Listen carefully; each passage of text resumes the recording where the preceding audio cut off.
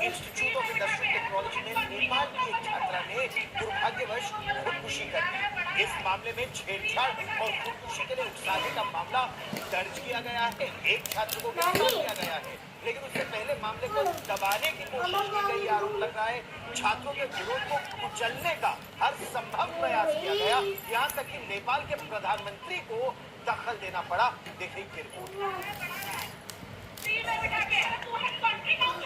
करने के इंतजाम किए जा रहे हैं कि वो चाहे तो हॉस्टल में ही रहे या अपने घर लौट जाए।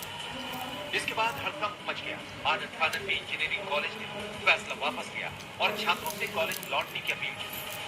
वही कॉलेज से मिली शिकायत के बाद पुलिस ने नेपाल छात्रा से छेड़छाड़ करने वाले और उसे खुदकुशी के लिए उकसाने के आरोप में 3rd ईयर के छात्र को गिरफ्तार कर लिया।